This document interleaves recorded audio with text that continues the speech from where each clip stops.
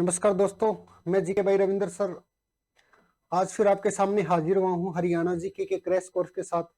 जैसा बच्चों आप सभी जानते हैं कि हमने हरियाणा जीके का बिल्कुल फ्री क्रैश कोर्स स्टार्ट किया है, जिसका मुख्य उद्देश्य है बच्चों हरियाणा सिटी मेंस व ग्रुप डी की तैयारी करवाना।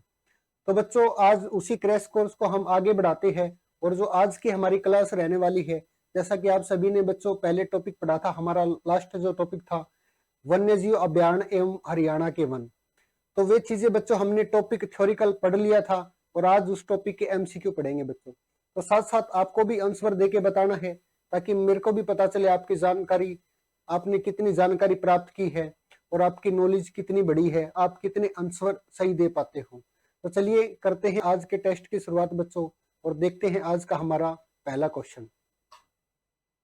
पहला क्वेश्चन है बच्चों, हरियाणा वन विभाग का मुख्यालय कहाँ स्थित है? तो बच्चों जब हमने टॉपिक की शुरुआत की थी तो सबसे पहले यही पढ़ा था कि हरियाणा वन विभाग की स्थापना कब की गई, हरियाणा के वन मंत्री कौन है, हरियाणा वन विभाग की स्थापना कहाँ की गई बच्चों। तो देखिए बात की जाए इसका मुख्यालय है, चार ऑप्शन दिए गए हैं, चंडीगढ़, पंचकुला, गुरुग्राम और फरीदाबाद। तो बच्चों पहला जो ऑप्शन है हमारा बी, ये बिल्कुल राइट रहेगा। ऑप्शन नंबर जो बी है बिल्कुल सही रहेगा क्योंकि हरियाणा वन विभाग का मुख्यालय पंचकुला के अंदर पड़ता है। अगला क्वेश्चन देखिए बच्चों, हरियाणा वन विभाग की स्थापना कब की गई थी? चार ऑप्शन दिए गए हैं, आप भी जल्दी से कमेंट करके बताइए।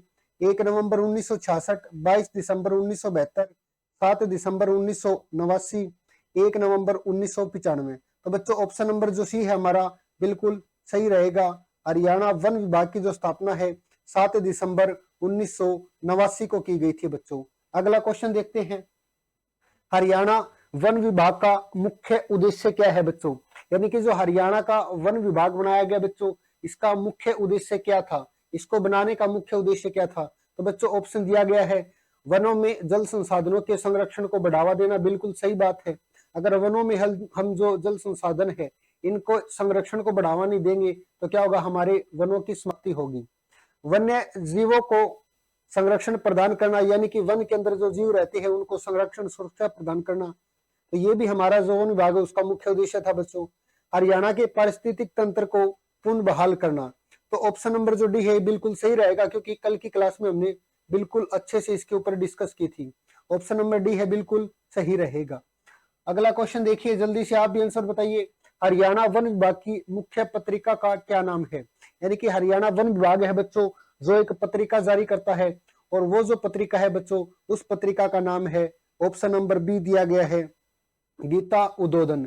यानी कि हरियाणा वन विभाग की जो बच्चों मुख्य पत्रिका है उसका नाम है गीता उद्बोधन।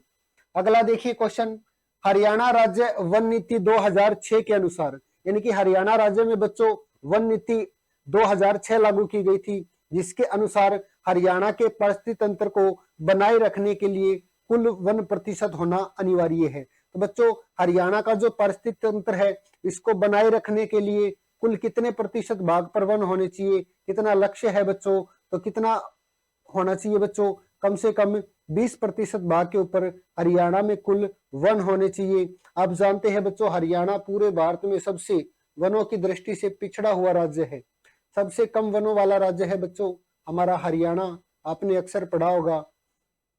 तो ऑप्शन नंबर बी है बिल्कुल सही रहेगा। अगला देखिए बच्चों, वनों की गणना कितने वर्ष के अंतराल में की जाती है? यानी कि जिस प्रकार बच्चों हमारी गणना की जाती है जिसको बोला जाता है जनगणना, उसी प्रकार बच्चों बात की गई है वनों की गणना कितनी वर्ष में की जाती है। वनों की गणना कौन करता है, हमने क्लास में बहुत अच्छे से डिस्कस किया था बच्चों। जो भारत के अंदर वनों की गणना करता है वो है भारतीय वन सर्वेक्षण विभाग बच्चों, जिसका मुख्यालय उत्तराखंड के शहर देहरादून के अंदर पड़ता है बच्चों। अब बात की गई है कितने वर्षों के अंतराल में, तो ऑप्शन नंबर जो बी है बिल्कुल सही रहेगा। हर 2 वर्ष के अंतराल में बच्चों वनों का सर्वे, वनों की गणना की जाती है, भारतीय वन सर्वेक्षण विभाग द्वारा की जाती है। अगला क्वेश्चन देखिए, हरियाणा के कितने प्रतिशत भाग पर कुल वनावरण है? इसमें प्यारे बच्चों पूछा गया है कि हरियाणा का कितना प्रतिशत भाग है जहां कुल वनावरण है, यानी कि उस क्षेत्र में आपको वन देखने को मिलेगी। अभी जो हमारा टीजीटी का एग्जाम हुआ था बच्चों उसमें डायरेक्ट ये क्वेश्चन देखने को मिला था। तो देखिए ऑप्शन नंबर ए है 3.63, तो बिल्कुल सही रहेगा बच्चों। 3.63 है हमारा कुल वनावरण है। अगर वन व वृक्षावरण को मिलाएंगे बच्चों तो हरियाणा में कुल वन व वृक्षावरण की बात की जाए तो कितना रहेगा बच्चों? अगर बात की जाए कुल की तो हरियाणा में जो कुल रहेगा वो रहेगा 68.5% बच्चों। हरियाणा में कुल वन व वृक्षावरण आपको देखने को मिलेगा। अगला क्वेश्चन देखते हैं। राज्य में सर्वाधिक सघन वन किस जिले में पाए जाते हैं? सघन वन यानी कि गहरे वन, यानी कि एक से दूसरे पौधे का जो डिफरेंस वो बहुत ही कम होता है बच्चों। तो इसमें सघन वन की पूछा गया है। ऑप्शन ए है यमुनानगर, बी है पंचकुला, सी है गुरुग्राम, डी है हिसार। तो बच्चों हमने क्लास में डिस्कस किया था कि हरियाणा में जो सबसे अधिक सघन वन पाए जाते हैं वो बच्चों यमुनानगर जिले के अंदर पाए जाते हैं। सबसे अधिक वनों वाली जो तहसील का भी हमने जिक्र किया था वो भी कौन सा था? यमुनानगर। तो बात की जाए हरियाणा में सबसे अधिक सघन वन, तो बच्चों सबसे अधिक हरियाणा में सघन वन यमुनानगर में मिलेगी।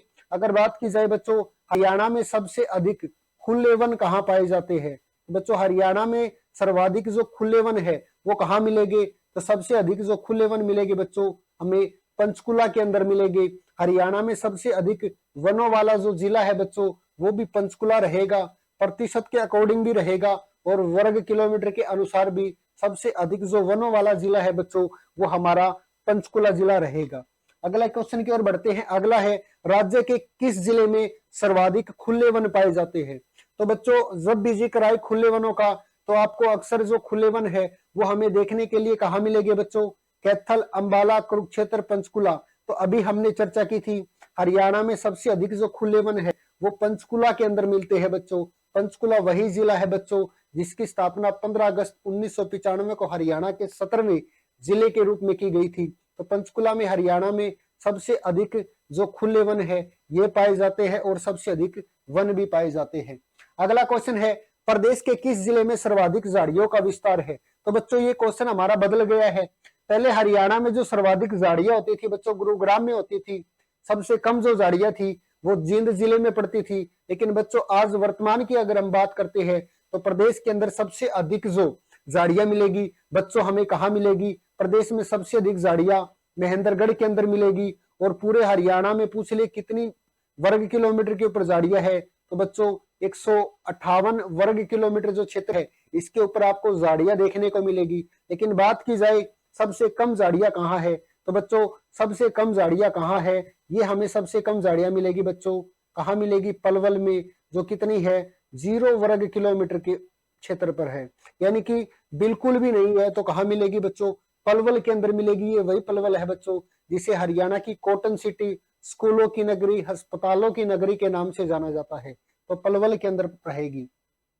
अगला देखिए बच्चों हरियाणा में सर्वाधिक वनों वाला जिला कौन सा है? यानी कि हरियाणा का कौन सा जिला है बच्चों जहां सबसे अधिक आपको वन देखने को मिलते हैं? तो बच्चों हरियाणा में सबसे अधिक जो वन देखने को मिलते हैं वो कहाँ मिलते हैं?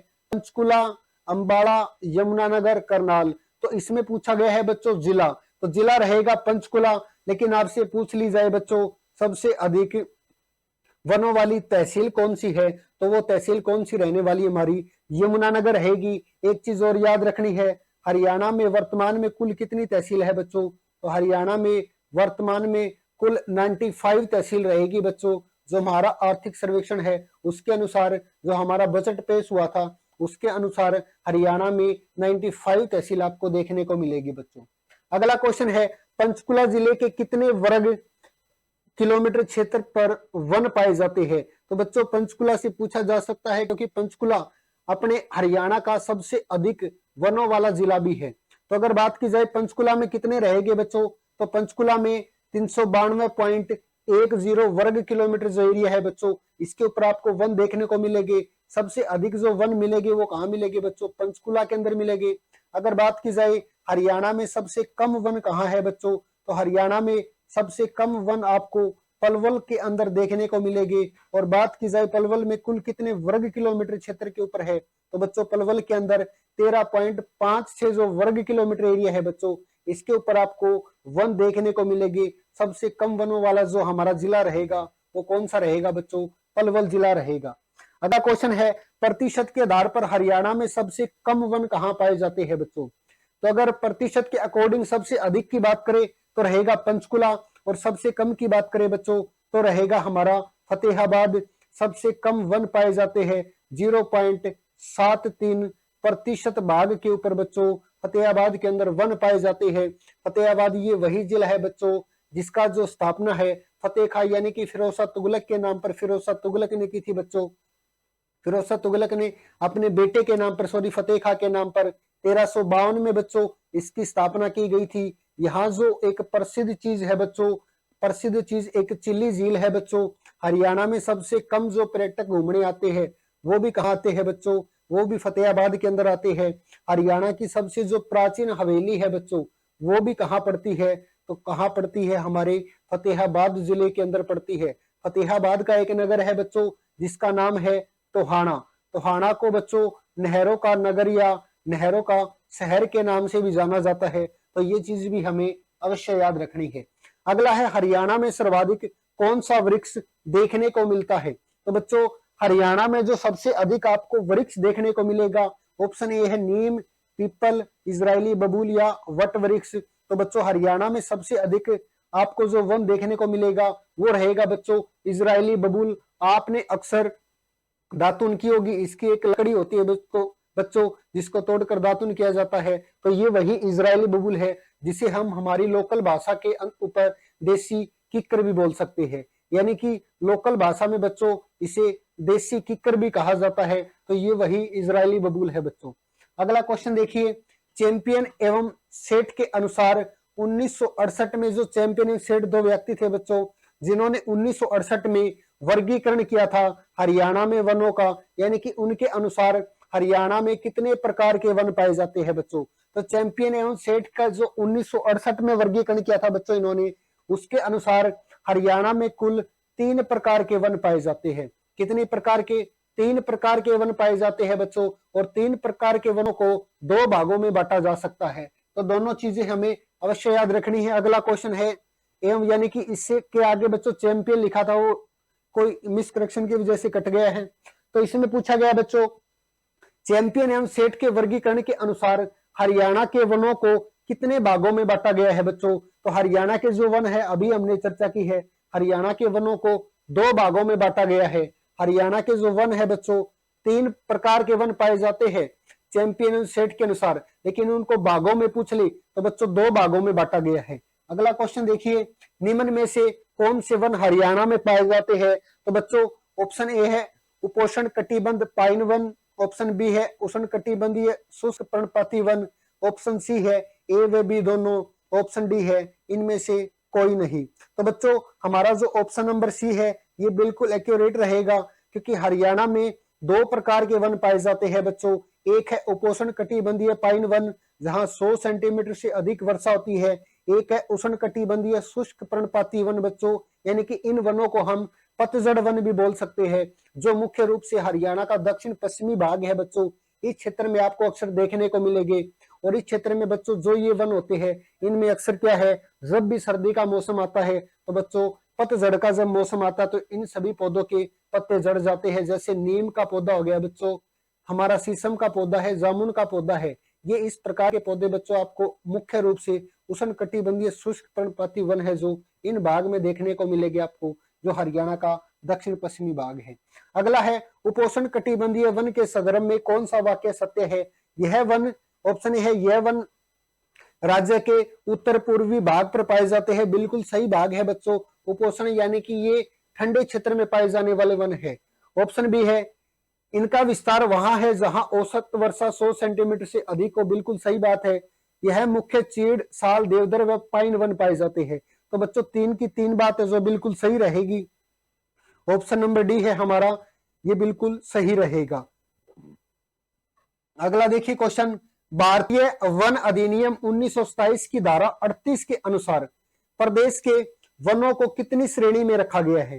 तो भारतीय वन अधिनियम में बच्चों 1927 की जो धारा 38 है इसके अनुसार हरियाणा के जो वन है बच्चों इनको मुख्य रूप से कितनी श्रेणियों में रखा गया है, 3 श्रेणियों में रखा गया है बच्चों। 3 श्रेणी कौन कौन सी है, एक है बच्चों संरक्षित वन है, एक है बच्चों आरक्षित वन है, और तीसरा कौन सा है अवर्गीकृत वन। संरक्षित वन वो वन होते हैं बच्चों जिनका संरक्षण किया जाता है, यानी कि जो खत्म होने के कगार पे है, जिनको वन विभाग द्वारा संरक्षण किया जाता है, उनको काटने से बचाया जाता है।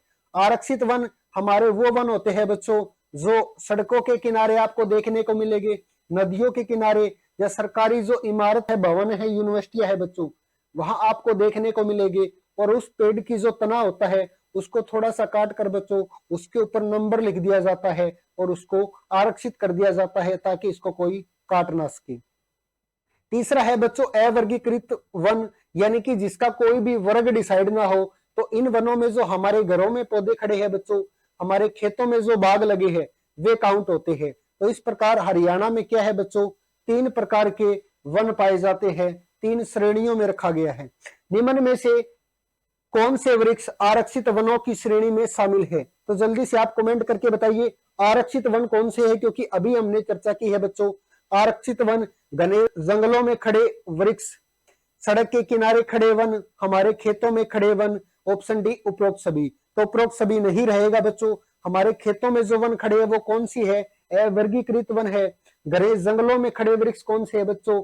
संरक्षित वन है। और सड़क के किनारे जिनके ऊपर नंबर लगाए जाते हैं तो वे कौन से है बच्चों? आरक्षित वन है। ऑप्शन नंबर बी बिल्कुल सही रहेगा हमारा। आगे है राज्य प्रदूषण बोर्ड की स्थापना कब की गई थी बच्चों? जो राज्य प्रदूषण बोर्ड है बच्चों इसकी स्थापना के बारे में पूछा गया है। इसका मुख्य जो उद्देश्य था बच्चों प्रदूषण के ऊपर कंट्रोल करना था। और हमें बताना है बच्चों हरियाणा में जो प्रदूषण बोर्ड है इसकी स्थापना कब की गई थी? तो राज्य प्रदूषण बोर्ड है बच्चों इसकी स्थापना वर्ष 1974 के अंदर की गई थी। वर्ष 1974 में किसकी की गई थी बच्चों? वर्ष 1974 में राज्य प्रदूषण बोर्ड की स्थापना की गई थी। उसके बाद पूछ लिया जाए बच्चों आपसे 1986 में कौन से बोर्ड की स्थापना की गई? तो बच्चों वायु प्रदूषण नियंत्रण बोर्ड की स्थापना की गई थी वर्ष 1986 के अंदर। 1985 में क्या किया गया बच्चों? 1985 में एक हमारी यूनिवर्सिटी है बच्चों जिसका नाम है जीजेयू, उसकी स्थापना की गई थी। 6 फरवरी 1997 को प्रदेश में कितने पर्यावरण न्यायालयों की न्यायालय आएगा? ये नियम नहीं आएगा, गलती से टाइप हो गया, नियमों का नहीं आएगा, न्यायालयों की स्थापना की गई बच्चों। तो 6 फरवरी के अंदर हरियाणा में बच्चों 2 पर्यावरण न्यायालय बनाए गए थे, जिसमें से एक की स्थापना की गई थी बच्चों हिसार के अंदर। दूसरे की जो स्थापना है बच्चों कहाँ की गई थी? दूसरे की स्थापना की गई थी फरीदाबाद के अंदर। हरियाणा में 2 पर्यावरण न्यायालय बनाए गए 97 में, लेकिन बाद में क्या किया गया बच्चों जो हिसार का पर्यावरण न्यायालय है इसे वर्ष 1998 के अंदर अस्थायी रूप से कहां स्थापित कर दिया बच्चों?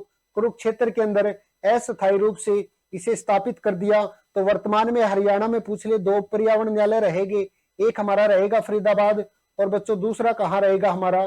दूसरा रहेगा कुरुक्षेत्र के अंदर रहेगा।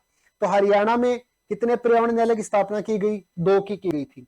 अगला क्वेश्चन देखिए, हरियाणा में पूछा गया बच्चों हरियाणा में किस स्थान पर अस्थायी पर्यावरण न्यायालय की स्थापना की गई? तो अस्थायी का अभी हमने जिक्र किया था बच्चों वर्ष 1998 के अंदर अस्थायी जो पर्यावरण न्यायालय है इसकी स्थापना कुरुक्षेत्र में की गई थी बच्चों। अस्थायी पर्यावरण न्यायालय की कहाँ की गई थी? कुरुक्षेत्र के अंदर की गई थी बच्चों। अगला देखिए क्वेश्चन नेक्स्ट हमारा अगला है ग्रीन ऑफ हरियाणा कार्यक्रम की शुरुआत कब की गई थी बच्चों? ग्रीन ऑफ हरियाणा जो कार्यक्रम है बच्चों इसकी शुरुआत कब की गई? इसका उद्देश्य क्या था बच्चों? तो इसकी जो शुरुआत है 1989-90 के अंदर की गई थी। वर्ष 1989-90 के अंदर बच्चों इसकी शुरुआत की गई। और इसका मुख्य उद्देश्य क्या था बच्चों? तो इसका जो मुख्य उद्देश्य है वो क्या रहेगा? वृक्षारोपण का रहेगा बच्चों। क्या रहेगा? वृक्षारोपण का इसका मुख्य उद्देश्य रहेगा। तो हमें याद रखना है क्योंकि अब जो हमारे एग्जाम हो रहे हैं बच्चों उसमें योजनाओं वाले जो कार्यक्रम है इनके क्वेश्चन आपको बहुत देखने को मिलेगी। अगला है अरावली पर्वत श्रृंखला पुनर्वास योजना का संबंध किससे था? अभी अरावली पर्वत श्रृंखला का जो क्वेश्चन है बच्चों ये भी हमारा टीजीटी का एग्जाम हुआ था, इसमें पूछा गया था कि ये जो योजना है किसके द्वारा चलाई गई है? तो बच्चों ये जो योजना है ये राज्य सरकार के द्वारा चलाई गई है। और देखिए ऑप्शन से आपको साफ पता चल जाएगा। स्कूलों में वृक्षारोपण करना, अरावली क्षेत्र में वृक्षारोपण करना, हर्बल पार्क की स्थापना करना, गांव में वृक्ष लगाना। तो अरावली पर्वत श्रृंखला पुनर्वास यानी कि पुनर्वास का मतलब होता है दोबारा से कोई चीज का वास करना बच्चों। तो अरावली का जो क्षेत्र है, इस क्षेत्र पे दोबारा से पौधों को लगाना ही इसका क्या था, मुख्य उद्देश्य था। तो अरावली क्षेत्र में क्या था बच्चों, वृक्षारोपण करना इसका मुख्य उद्देश्य संबंध था इससे। हरियाणा के कितने जिलों में हर्बल पार्क स्थापित किए गए हैं बच्चों? तो हरियाणा में अगर आपसे पूछ लिया जाए हरियाणा के कितने जिलों में हर्बल पार्क स्थापित किए गए हैं, तो बच्चों हरियाणा के 20 जिलों में हर्बल पार्क स्थापित किए गए हैं। अब बाकी बच गए हमारे जिले दो जिले बच्चों, एक हमारा जिला है जिसका नाम है बच्चों पलवल, और दूसरा हमारा जो जिला है बच्चों, जिस जिले का नाम है दादरी। हरियाणा के दो ऐसे जिले हैं बच्चों जहां आपको हर्बल पार्क देखने को नहीं मिलेगी। तो हरियाणा में पूछ लिया जाए बच्चों हर्बल पार्क की स्थापना कितने जिलों में की गई, 20 जिलों में की गई। वर्तमान में बच्चों 59 हर्बल पार्क पड़ते हैं हरियाणा के अंदर। अगर पूछ ले सबसे अधिक हर्बल पार्क कहाँ है, तो बच्चों सबसे अधिक रेवाड़ी जिले के अंदर पड़ते हैं, जिनकी कुल संख्या कितनी है, तो बच्चों इनकी संख्या 15 रहेगी।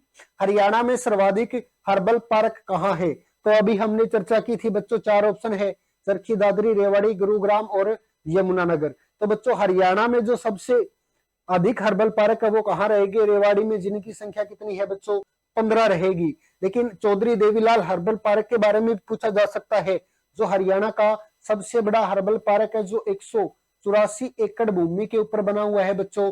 तो देखिए ये कहाँ मिलेगा आपको, तो ये मिलेगा यमुनानगर के अंदर मिलेगा। हर्बल पार्क अक्सर होते क्या है बच्चों, तो हर्बल पार्क वो पार्क होते हैं बच्चों, वो नर्सरी होती है जहां क्या किया जाता है बच्चों, जहां पर औषधीय पौधों का उगाया जाता है, औषधीय पौधों को वितरित किया जाता है बच्चों। तो हर्बल पार्क का अगर जिक्र आता है तो हमें याद रखना है 59 वर्तमान में है, सबसे बड़ा यमुनानगर में है। चौधरी देवीलाल हर्बल पार्क कहाँ स्थित है, तो बच्चों चौधरी देवीलाल हर्बल पार्क है, ये एक चूहरपुर गांव पड़ता है बच्चों, जो किस जिले के अंदर है, तो बच्चों वो हमारा जिला है जिसका नाम है यमुनानगर, जो हरियाणा का सबसे बड़ा हर्बल पार्क भी है बच्चों। हर्बल पार्क हरियाणा का सबसे बड़ा पूछ ले तो कौन सा रहेगा बच्चों, चौधरी देवीलाल हर्बल पार्क हरियाणा का सबसे बड़ा हर्बल पार्क रहेगा, जिसका जो उद्घाटन है बच्चों 6 नवंबर को किया गया था, 6 नवंबर, जिसका उद्घाटन बच्चों 6 नवंबर 2001 को तत्कालीन हरियाणा के मुख्यमंत्री ओम प्रकाश चौटाला द्वारा किया गया था। हरियाणा का सबसे बड़ा जो वर्तमान में हर्बल पार्क है वो चौधरी देवीलाल है बच्चों। राज्य औषधीय पादप बोर्ड की स्थापना कब की गई बच्चों, राज्य औषधीय पादप जो बोर्ड है बच्चों, इस बोर्ड की जो स्थापना की गई थी, ये की गई थी बच्चों वर्ष 2002 के अंदर। वर्ष 2002 के अंदर राज्य औषधीय पादप बोर्ड की स्थापना की गई बच्चों, और इसका भी मुख्य उद्देश्य क्या था बच्चों, औषधीय पौधे लगाना, यानी कि हर्बल पार्क की स्थापना करना। अगला है हरियाणा में किस अभियान के तहत कक्षा 6 से 12वीं तक के स्कूली बच्चों को शामिल किया गया था। ग्रीन ऑफ हरियाणा कार्यक्रम, वन वनस्पति योजना, हर घर हरियाली योजना, और हमारा जो लास्ट है बच्चों वो यहां से रहेगा, ऑप्शन नंबर जो डी है ये रहेगा बच्चों, तो हमारा बिल्कुल सही रहेगा। पौधागिरी जो अभियान है बच्चों, इस अभियान की शुरुआत 15 जुलाई को की गई थी, 15 जुलाई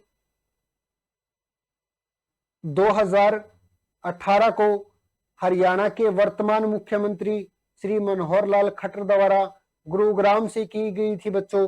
और इसका जो मुख्य उद्देश्य था बच्चों, स्कूली जो बच्चे हैं उनको पौधे देना, उनको पौधों की रखवाली के लिए 3 वर्ष के अंदर, याद रखना है बच्चों, 3 वर्ष में 300 रुपए प्रोत्साहन राशि देना इस पौधागिरी अभियान का मुख्य उद्देश्य था। तो इसकी शुरुआत 15 जुलाई 2018 को गुरुग्राम से हरियाणा के तत्कालीन मुख्यमंत्री श्री मनोहर लाल खट्टर जी द्वारा की गई थी बच्चों। और 15 जुलाई को अगर पूछ ले कौन सा दिवस मनाया जाता है, तो वन दिवस भी 15 जुलाई को मनाया जाता है। उसके बाद है बच्चों हरियाणा का कल्प वृक्ष किसे कहा जाता है। कल्प वृक्ष यानी कि कल्प वृक्ष बच्चों इच्छापुरी वृक्ष के नाम से भी जाना जाता है। और हरियाणा का जो इच्छापुरी वृक्ष है बच्चों वो है खेजड़ी वृक्ष, जिसे हम हमारी भाषा में जाटी भी बोल सकते हैं बच्चों। तो हरियाणा का जो कल्प वृक्ष है, कल्प वृक्ष की जो संज्ञा दी गई है बच्चों वो किसको दी गई है, जाटी को दी गई है। अगला क्वेश्चन है देखिए, हरियाणा का राजकीय वृक्ष कौन सा है बच्चों। हरियाणा का राजकीय वृक्ष का नाम आता है बच्चों तो हमें याद रखना है हरियाणा का जो राजकीय वृक्ष है वो रहेगा पीपल का वृक्ष। पीपल का वृक्ष ऐसा वृक्ष होता है बच्चों जो क्या है 24 के 24 घंटे ऑक्सीजन देता है। 24 के 24 घंटे बच्चों ऑक्सीजन देता है और हरियाणा का राजकीय वृक्ष भी है। प्राण वायु देवता पेंशन योजना का संबंध किससे है बच्चों? प्राण वायु देवता योजना बच्चों, जो ये प्राण वायु देवता योजना है, इस योजना की जो शुरुआत है ये की गई थी बच्चों 5 जून को। 5 जून 2021 को प्राण वायु देवता जो पेंशन योजना है बच्चों, इसकी शुरुआत की गई थी। और इसमें क्या था बच्चों मेन उद्देश्य? इसमें मेन उद्देश्य था जो भी वृक्ष है जिसकी आयु 75 वर्ष से अधिक हो चुकी है, यानी कि जो 75 वर्ष से अधिक आयु के जो वृक्ष है बच्चों, उन वृक्ष की जो जिसके खेत में खड़े हैं और जो जमींदार है बच्चों उनकी रखवाली करेगा, उसको क्या दिया जाएगा? उसको बच्चों 2500 रुपए वार्षिक, 2500 रुपए, यानी कि हर वर्ष बच्चों क्या है 2500 रुपए राशि दी जाएगी। तो इसका मुख्य उद्देश्य क्या था बच्चों? वृद्धावस्था पेंशन से, शिक्षा से, पेड से या उपरोक्त सभी। तो ऑप्शन नंबर ए है बिल्कुल सही रहेगा। अगला क्वेश्चन देखिए, हरियाणा में राष्ट्रीय उद्यान की संख्या कितनी है? तो बच्चों हरियाणा में आप सभी जानते हैं 2 राष्ट्रीय उद्यान है। एक है बच्चों जिसका नाम है कालेसर राष्ट्रीय उद्यान और दूसरा हमारा जो रहेगा बच्चों जिसका नाम है सुल्तानपुर राष्ट्रीय उद्यान। सुल्तानपुर राष्ट्रीय उद्यान एक हमारा यमुनानगर के अंदर रहेगा, दूसरा है हमारा जो फर्रुखनगर के अंदर रहेगा बच्चों।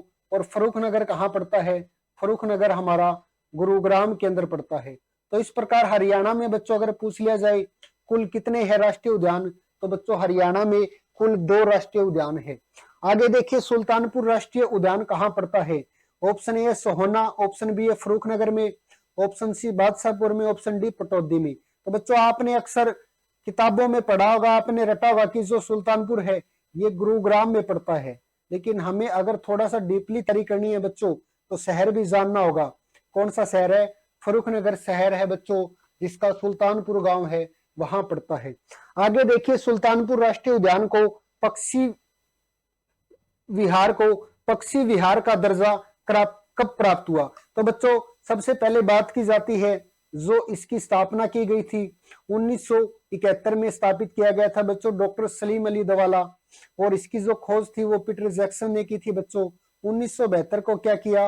1972 को बच्चों जलीय जीवों के लिए आरक्षित कर दिया। 1991 को बच्चों क्या हुआ? राष्ट्रीय उद्यान का दर्जा दे दिया गया। तो तीनों चीजें हमें याद रखनी है। स्थापित 1971, पक्षी विहार का दर्जा 1972 और लास्ट रहेगा 1991। बहुत प्रसिद्ध हमारा है बच्चों, हरियाणा का सबसे पहला राष्ट्रीय उद्यान है, सबसे छोटा राष्ट्रीय उद्यान है। अरावली पर्वत श्रृंखला का राष्ट्रीय उद्यान भी कहा जाता है बच्चों। गुरुग्राम के फर्रुखनगर शहर के सुल्तानपुर गांव में पड़ता है बच्चों ये। तो ये चीज भी अक्सर याद रखनी है। और एक बहुत ही प्रसिद्ध पक्षी है बच्चों जो साइबेरिया के क्षेत्र से चलकर यानी कि रूस व अफगानिस्तान से चलकर हमारे यहाँ गुरुग्राम में आते हैं बच्चों शीतकालीन मौसम के अंदर, जिनको साइबेरियन सार्स के नाम से भी जाना जाता है। आगे देखिए हरियाणा में साइबेरियन सार्स के लिए कौन सा राष्ट्रीय उद्यान प्रसिद्ध है? ऑप्शन ए है कालेसर राष्ट्रीय उद्यान, ऑप्शन बी है सुल्तानपुर राष्ट्रीय उद्यान, ऑप्शन सी है ए व बी दोनों, ऑप्शन डी है इनमें से कोई नहीं। तो बच्चों हमारा जो ऑप्शन ए है कालेसर है, बी है सुल्तानपुर, तो ऑप्शन नंबर बी बिल्कुल सही रहेगा। अगला देखिए राज्य में शिवालिक श्रृंखला का राष्ट्रीय उद्यान किसे कहा जाता है? यानी कि ऐसा राष्ट्रीय उद्यान बच्चों जो शिवालिक के क्षेत्र में पड़ता है, यानी कि शिवालिक की पहाड़ियों से घिरा हुआ है या शिवालिक की पहाड़ियों के ऊपर पड़ता है। तो बच्चों ऑप्शन ए है कालेसर राष्ट्रीय उद्यान, बी है भिंडावास वन्यजीव अभ्यारण्य। तो बच्चों भिंडावास झज्जर में पड़ता है, झज्जर में कोई भी पहाड़ी नहीं है मुख्य रूप से। सुल्तानपुर है बच्चों गुरुग्राम में पड़ता है, गुरुग्राम में कौन सी पहाड़ी है? अरावली की पहाड़ी है। नाहर है बच्चों नाहर वन्यजीव अभ्यारण्य रेवाड़ी में पड़ता है, रेवाड़ी में अरावली की पहाड़ी है। तो ऑप्शन नंबर ए है बिल्कुल सही रहेगा, क्योंकि यमुनानगर क्या है बच्चों? शिवालिक की श्रेणी पड़ती है यमुनानगर में। निम्न में से कौन सा क्षेत्र रामसर सतलों में शामिल है बच्चों? तो जो रामसर सतलों के अंदर जो शामिल है, आप जानते हैं बच्चों जो रामसर इराक का एक शहर है रामसर, जहां बच्चों बैठकर जो भी भूमि है जो नीचे से पानी उबालकर ऊपर लेके आती है यानी कि आर्द्र भूमि है, उनको बचाने के लिए एक मीटिंग की गई थी बच्चों। और रामसर जो स्थान है, इसी स्थान के नाम पर बच्चों रामसर साइट डिसाइड की गई, यानी कि जो रामसर साइट है बच्चों, जो आर्द्र भूमि है धीरे धीरे समाप्त हो रही है, उनको रामसर साइटों की सूची में शामिल किया गया है। तो उनमें से हरियाणा के अंदर कुल 2 है बच्चों, जिनको रामसर साइट में 2021 के अंदर शामिल किया गया था। एक है बिंडावास, दूसरी है कालेसर, सी है सुल्तानपुर, डी है एवैसी दोनों। तो एवैसी दोनों रहेगा, क्योंकि सुल्तानपुर और बिंडावास क्या है बच्चों, आर्द्र भूमि क्षेत्र है। इन दोनों को रामसर साइट में शामिल किया गया है। भारत में कुल 75 रामसर साइट पड़ती है। नाहर वन्य जीव अभयारण्य किस जिले में पड़ता है, नाहर या नाहड़? तो बच्चों ये रेवाड़ी के अंदर रहेगा। नाहर व नाहड़ वन्य जीव अभयारण्य है बच्चों, ये रेवाड़ी जिले के अंदर पड़ता है। हमें याद रखना है, एग्जाम में बहुत बार ये क्वेश्चन पहले पूछा गया है। अगला देखिए, अनूप शहर नहीं है, सॉरी दोस्तों, ये है अबूब शहर। ये मिस टाइपिंग हुआ थोड़ा सा, अबूब शहर।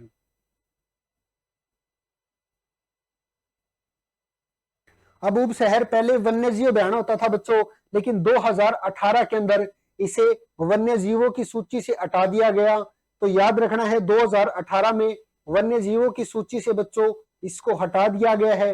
वर्तमान में सामुदायिक आरक्षित वन क्षेत्र है। अगर सामुदायिक आरक्षित वन क्षेत्र क्या है, इनकी आपको डीपली जानकारी प्राप्त करनी है तो हमने बच्चों जो क्लास डाल रखी है, डिस्क्रिप्शन में लिंक मिलेगा, अच्छे से जो इस टॉपिक के बारे में पढ़ा है आप वहां देख सकते हैं। और बच्चों क्या रहेगा नेक्स्ट रहेगा बच्चों हमारा उत्तर इसका डब्बावाली। डब्बावाली के अंदर पड़ता है। डब्बावाली किस जिले में पड़ती है बच्चों, तो डब्बावाली भी हमें याद रखनी है, सिरसा जिले का एक शहर है बच्चों, जिसकी हमारे मनोहर लाल मुख्यमंत्री द्वारा घोषणा की गई है बच्चों। क्या घोषणा की गई है, पुलिस जिला बनाने की। अब ये है बच्चों पुलिस जिला बनेगा। और इसी प्रकार अगर पूछ ले हरियाणा में कुल कितने पुलिस जिले हो जाएंगे बच्चों, तो 3 सिर्फ पुलिस जिले हैं, और जो 22 ऐसे जिले हैं बच्चों जो प्रशासनिक जिले भी है और पुलिस जिले भी है, तो कुल 25 हो जाएंगे।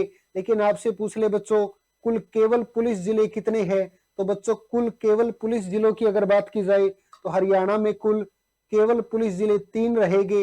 एक मानेसर रहेगा, एक हांसी रहेगा और एक हमारा नहर रहेगा बच्चों, जिसकी घोषणा हमारे मुख्यमंत्री ने की है। अगर पूछ लिया जाए बच्चों कब की थी, तो कल ही की थी, यानी कि जो कल की बच्चों डेट थी वो हमारी कल की डेट में घोषणा की है वर्ष 2023 के अंदर।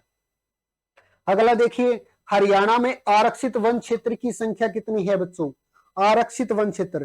तो बच्चों हरियाणा में जो आरक्षित वन क्षेत्र है इनकी संख्या आपको 2 देखने को मिलेगी। एक कहां पड़ती है बच्चों, जींद के अंदर पड़ता है, जिसका नाम है बीरबाड़ा या बीड़बाड़ा बच्चों। और दूसरा कौन सा रहेगा, हमारा दूसरा रहेगा बच्चों जो कुरुक्षेत्र के अंदर पड़ता है, जिसका नाम क्या है बच्चों, सोनसर जंगल या सोनसर जंगल या सरस्वती के नाम से भी जाना जाता है बच्चों, सरस्वती आरक्षित वन क्षेत्र। तो हरियाणा में 2 है। आगे देखिए बच्चों, पिपली चिड़ियाघर राज्य के किस जिले में स्थित है। पिपली चिड़ियाघर है बच्चों, ये पिपली शहर के अंदर पड़ता है। और बात की जाए बच्चों पिपली शहर कहाँ पड़ता है, तो ये पिपली शहर बच्चों हरियाणा का हमारा जिला है, जिसका नाम है कुरुक्षेत्र। नेशनल हाईवे भी बहुत बार पूछा गया है, NH-44 के ऊपर पड़ता है बच्चों। और बात की जाए बच्चों इसकी स्थापना की, तो इसकी स्थापना 1982 के अंदर की गई थी, जो 27 एकड़ भूमि के ऊपर बना हुआ है बच्चों। यहाँ एक शेरनी ने 3 बच्चों को भी जन्म दिया था बच्चों, जिनका नाम अगर पूछ ले तो क्या रखा गया था, गीता नाम रखा गया एक का सुधा नाम रखा गया और एक का नाम बच्चों अर्जुन रखा गया था। इसी चिड़ियाघर से बच्चों पशु पक्षियों को गोद लेने की योजना चलाएगी। कैप्टन अजय यादव ने बच्चों 22,500 रुपए में काला जो तितर होता है बच्चों, इसको गोद लिया था। तो अगर पूछ ले कौन से पक्षी को सर्वप्रथम गोद लिया गया बच्चों, तो सर्वप्रथम जो लिया गया था वो लिया गया था बच्चों काला तितर को। कैप्टन अजय यादव उस समय में हरियाणा के वन मंत्री होते थे। आगे देखिए, किस चिड़ियाघर में एक शेरनी ने 3 बच्चों को जन्म दिया था, जिनका नाम गीता सुधा व अर्जुन रखा गया। तो अभी हमने पढ़ा है बच्चों, ऑप्शन ए है बिल्कुल सही रहेगा, पिपली चिड़ियाघर में दिया था बच्चों। आगे देखिए, राज्य में पशु पक्षी गोद लेने की जो योजना है कब चलाई गई बच्चों, तो ये जो योजना है कब चलाई गई थी बच्चों, तो ये हरियाणा के तत्कालीन वन मंत्री हुआ करते थे बच्चों, जिसका नाम था कैप्टन अजय यादव बच्चों। उन्होंने क्या चलाई थी बच्चों, योजना चलाई थी। कब चलाई अगर पूछ लिया जाए तो ये योजना 7 जनवरी को चलाई गई थी बच्चों। 7 जनवरी 2011 को इस योजना की शुरुआत की गई। पहला पक्षी बच्चों काला तितर लिया गया। काला तितर कितने रुपए में, 22,500 रुपए में। 22,500 रुपए में काला तितर गोद लिया गया, तो ऑप्शन नंबर बी सही रहेगा। अगला है, शहीद अमृता देवी समृद्धि संरक्षित क्षेत्र कहाँ है बच्चों। हरियाणा में 3 नए संरक्षित क्षेत्र घोषित किए गए हैं, यानी कि सामुदायिक संरक्षित क्षेत्र घोषित किए गए बच्चों। 2019 में कुल 3 किए गए थे बच्चों। तो हमें बिल्कुल ट्रिक के माध्यम से इसे पढ़ा था, आप हमारी वीडियो में भी देख सकते हैं। इसकी भी हम ट्रिक आजमाते हैं बच्चों, यानी कि जिन बच्चों ने हमारी पहले वाली क्लास देख ली है तो वो तो उत्तर दे ही सकते हैं, लेकिन मैं भी आपको ट्रिक बता देता हूं बच्चों। हमने ट्रिक से याद किया था कि शहीद अमृता देवी समृद्धि संरक्षित क्षेत्र कहाँ है, तो हमने बच्चों क्या याद रखा था, जो शहीद है। शहीद कौन होगा बच्चों, शहीद वो होगा जो क्या होगा, सबसे आगे जाएगा। और सबसे आगे कौन जाएगा बच्चों, जो धाकड़ होगा, जो ना डरेगा वो जाएगा। और धाकड़ से हमने क्या याद किया था, धाकड़ से बच्चों हमने याद किया था धांगड़। तो धांगड़ गांव के अंदर पड़ता है बच्चों। धांगड़ गांव अगर पूछ लिया जाए तो कहां पड़ता है, तो धांगड़ गांव बच्चों फतेहाबाद के अंदर पड़ता है। फतेहाबाद के अंदर धांगड़ गांव। दूसरा है बच्चों, डाणी माजरा के अंदर कौन सा रहेगा बच्चों, और एक था काजल एड़ी। तो 3 थे बच्चों। एक का नाम था, जिसका नाम था बच्चों गुरु गोरखनाथ। गुरु गोरखनाथ संरक्षित वन क्षेत्र। तो हमने बच्चों याद किया था, जो गुरु गोरखनाथ थे वो क्या करते थे बच्चों, गुरु गोरखनाथ थे वो क्या करते थे, गुरु गोरखनाथ तो बच्चों गुरु गोरखनाथ क्या करते थे, गुरु गोरखनाथ काजल डालते थे। तो ये हमने इस प्रकार याद किया बच्चों। और याद हमारा जो तीसरा था बच्चों, गुरु जम्बेश्वर। तो गुरु जम्बेश्वर है वो डाणी डाणी जाकर बच्चों सेवा करते थे, क्योंकि गुरु होते थे। तो गुरु को कहाँ घूमने पड़ेगा बच्चों, डाणी डाणी घूमना पड़ेगा। तो गुरु जम्बेश्वर जो संरक्षित वन क्षेत्र है बच्चों, ये डाणी माजरा फतेहाबाद के अंदर ही रहेगा। उसके बाद नेक्स्ट है बच्चों चिंकारा प्रजनन केंद्र। इसको भी हमने बहुत अच्छी ट्रिक के साथ किया था बच्चों। सबसे पहले बात की जाती है चिंकारा। तो बच्चों चिंकारा प्रजनन केंद्र है, केरू के अंदर पड़ता है। लेकिन एक प्रजनन केंद्र और है जिसका नाम है मोर एवं चिंकारा। इसमें हम कंफ्यूज हो जाते हैं बच्चों। तो हमने याद किया था बच्चों, जब भी सिंगल वर्ड का जिक्र आए तो हमें सिंगल ही वर्ड, छोटा सा वर्ड ढूंढना है। जैसे चिंकारा का वर्णन हुआ तो बच्चों केरू, लेकिन मोर व चिंकारा तो क्या हो गए बच्चों, 2 शब्द हो गए। तो हमें थोड़ा लंबा शब्द ढूंढना है। झाबुआ के अंदर है मोर एवं चिंकारा प्रजनन केंद्र, तो झाबुआ के अंदर रहेगा। अगर बात की जाए चिंकारा प्रजनन केंद्र की स्थापना तो 1985-86 को की गई थी बच्चों। अगला क्वेश्चन देखिए, निम्न में से किस संस्था के सहयोग से जटायु संरक्षण प्रजनन केंद्र की स्थापना की गई बच्चों। जटायु यानी कि जटायु प्रजनन केंद्र, यानी कि हम इसको गिद्ध संरक्षण व प्रजनन केंद्र भी बोल सकते हैं बच्चों। इसकी स्थापना है वर्ष 2001 के अंदर की गई थी बच्चों। बात की जाए कहाँ की गई, तो बच्चों कहाँ की गई थी, पंचकुला के अंदर की गई। और इसकी जो स्थापना है 3 संस्थाओं के सहयोग से की गई। ऑप्शन ए है BNH यानी कि Bombay natural history. Option B है RSPB royal society protection of bird. Option C है ZSL यानी कि जूलॉजिकल सोसाइटी ऑफ लंदन। इन 3 संस्थाओं के सहयोग से की गई। ऑप्शन नंबर डी बिल्कुल सही रहेगा। उसके बाद आगे है बच्चों, असव प्रजनन केंद्र की स्थापना कब की गई थी। असव प्रजनन केंद्र यानी कि इसको हम बोल सकते हैं बच्चों घोड़ा प्रजनन केंद्र भी, घोड़ा प्रजनन केंद्र भी बोल सकते हैं। और इसकी जो स्थापना है बच्चों ये कब की गई, 7 जनवरी 1986 को बच्चों इसकी जो स्थापना है वो हिसार जिले के अंदर की गई। ऑप्शन बी को भी देखते हैं बच्चों, 1 फरवरी 1985 क्या दिया गया है, तो 1 फरवरी 1985 है बच्चों। 1 फरवरी 1985 को भैंस प्रजनन केंद्र की भी स्थापना की गई थी बच्चों। कहाँ की गई, हिसार के अंदर। एक हमारी यूनिवर्सिटी है बच्चों जो हिसार में पड़ती है, जिसका नाम है HAU या एस चौधरी चरण सिंह, हरियाणा एग्रीकल्चर यूनिवर्सिटी, जिसकी स्थापना 2 फरवरी 1970 को की गई। तीनों चीजें याद रखनी है। ऊंट प्रजनन केंद्र राज्य के किस जिले में पड़ता है बच्चों? तो हमें देखना है हरियाणा का सबसे बड़ा जिला कौन सा है। सिरसा जिला है बच्चों हरियाणा का सबसे बड़ा जिला। और ऊंट की जरूरत कहाँ होती है बच्चों? ऊंट की जरूरत रेगिस्तान के अंदर होती है। और बच्चों रेगिस्तान के साथ कौन सा जिला लगता है हमारा सबसे बड़ा भी जो है, तो कौन सा लगता है बच्चों? सिरसा लगता है राजस्थान के साथ। तो ऊंट की जरूरत कहाँ होगी? सिरसा के अंदर ही होगी। ऑप्शन नंबर बी बिल्कुल सही रहेगा। तो बच्चों आज की क्लास में इतना ही। फिर मिलते हैं एक नई क्लास के साथ, नेक्स्ट टॉपिक के साथ। हमारा क्रैश कोर्स बिल्कुल लास्ट तक चलेगा बच्चों। आपका कोई भी क्वेश्चन गलत नहीं होने दूंगा। फिर मिलेंगे एक नई क्लास के साथ। तब तक आप सभी को प्यार भरा नमस्कार। जय हिंद, जय हरियाणा, वंदे मातरम।